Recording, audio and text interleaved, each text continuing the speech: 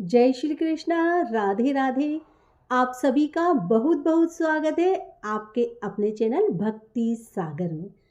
श्रावण मास में शनिवार को किए जाने वाले कृत्यों का वर्णन। शिवजी बोले, हे सनत कुमार, अब मैं आपसे शनिवार व्रत की विधि का वर्णन करूंगा, जिसका अनुष्ठान करने से मंदत्व नहीं होता है। श्रावण मास में शनिवार के दिन नरसिंह, शनि तथा अंजनी पुत्र हनुमान, इन तीनों देवताओं का पूजन करना चाहिए। दीवार पर अथवा स्तंभ पर नरसिंह की सुंदर प्रतिमा बनाकर हल्दी युक्त चंदन से और नीले, लाल तथा पीले सुंदर पुष्पों से लक्ष्मी सहित जगतपति नरसिंह का भली भांति पूजन करके उन्हें खिचड़ी का नैवेद्य तथा कुंजर नामक शाक का भोग अर्पण करना चाहिए। उसी को स्वयं भी खाना चाहिए और ब्राह्मणों को भी खिलाना चाहिए। तिल का तेल तथा घृत स्नान भगवान नरसिंह को प्रिय है। शनिवार के दिन तिल सभी कार्यों के लिए प्रशस्त है। शनिवार के दिन तिल के तेल से ब्राह्मणों तथा सुवासिनी स्त्रियों को उपटन लगाना चाहिए तथा कुटुंब सहित स्वयं भी संपूर्ण शरीर में तेल लगाकर स्नान करना चाहिए तथा उड़द का भोजन ग्रहण करना चाहिए। इससे भगवान नरसिंह प्रसन्न होते हैं। इस प्रकार श्रावण मास में चारों शनिवारों में इस व्रत को करना चाहिए।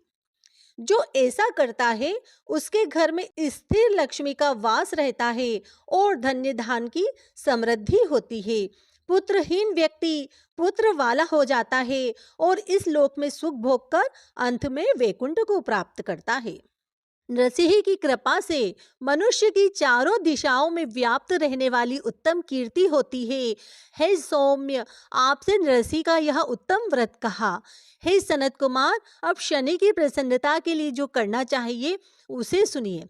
एक लंगड़े ब्राह्मण और उसके अभाव में किसी ब्राह्मण के शरीर में तिल का तेल लगाकर उसे उष्ण जल से स्नान कराना चाहिए और श्रद्धा पूर्वक नरसिंह के लिए बताए गए अन्न अर्थात खिचड़ी उसे खिलानी चाहिए। उसके बाद तेल, लोहा, काला तिल, काला उड़द, काला कंबल प्रदान करना चाहिए।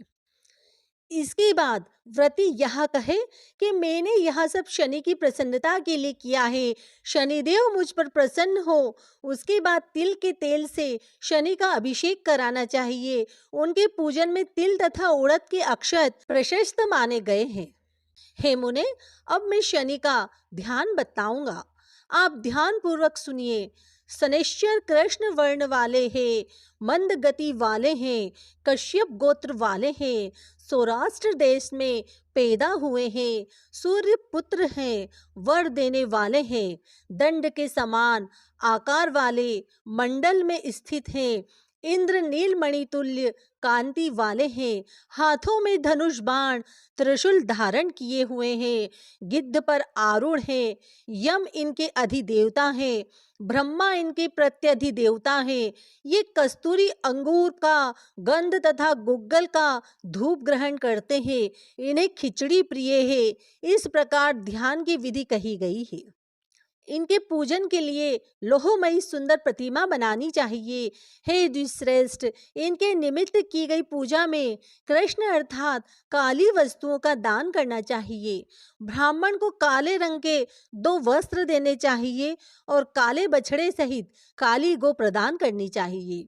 विधि पूर्वक पूजा करके इस प्रकार प्रार्थना कर स्तुति करनी चाहिए। आराधना से संतुष्ट होकर जिन्होंने नष्ट राज्य वाले राजा नील को उनका महान राज्य पुनः प्रदान कर दिया, वे शनिदेव मुझ पर प्रसन्न हो। नील अंजन के समान वर्ण वाले, मंद गति से चलने वाले और छाया देवी तथा सूर्य से उत्पन्न होने वाले उन शनैश्चर को मैं नमस्कार करता हूँ। मंडल के कोण में स्थित आपको नमस्कार है। पिंगल नाम वाले आप शनि को नमस्कार है। हे देवेश, मुझ दीन तथा शरणागत पर कृपा कीजिए। इस प्रकार स्तुति के द्वारा प्रार्थना करके बार बार प्रणाम करना चाहिए। 3 वर्णों ब्राह्मण, क्षत्रिय, वैश्य के लिए शनि की पूजा में शन्नो देवी इस वैदिक मंत्र का प्रयोग बताया गया है और शूद्रों के लिए पूजन में नाम मंत्र का प्रयोग बताया गया है। जो व्यक्ति दत्त चित्त होकर इस विधि से शनिदेव का पूजन करेगा, उसे स्वप्न में भी शनि का भय नहीं होगा। हे विप्र, जो मनुष्य श्रावण मास में प्रत्येक शनिवार के दिन भक्ति पूर्वक इस विधि से इस व्रत को करेगा, उन्हें शनिश्चर के द्वारा लेश मात्र भी कष्ट नहीं होगा।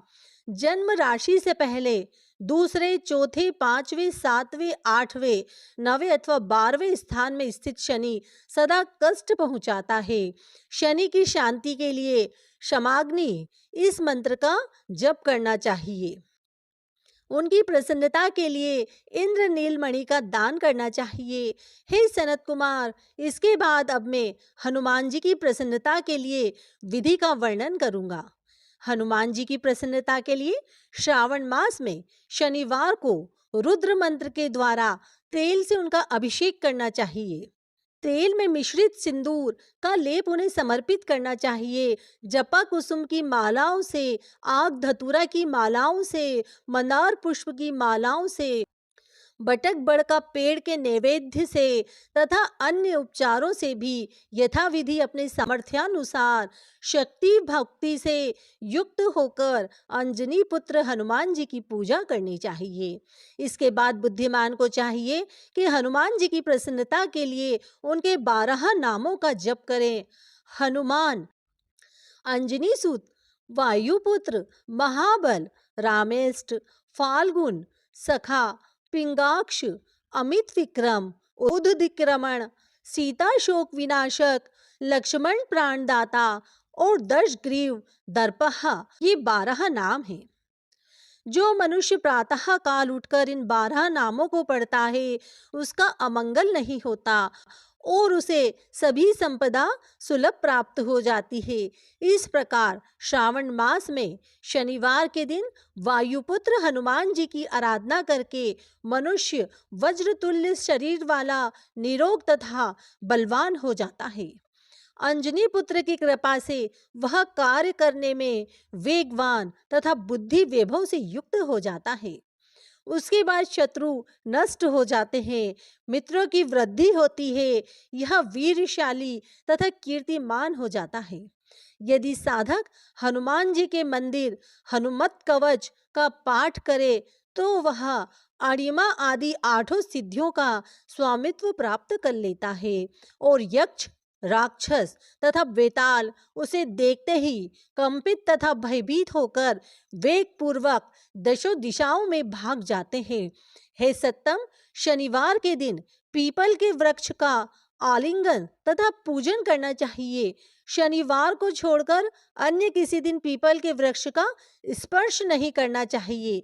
शनिवार के दिन उसका आलिंगन सभी संपदाओं को प्राप्त कराने वाला होता है। प्रत्येक मास में 7 वारों में पीपल का पूजन फलदायक है, किंतु श्रावण में यह पूजन अधिक फलप्रद है।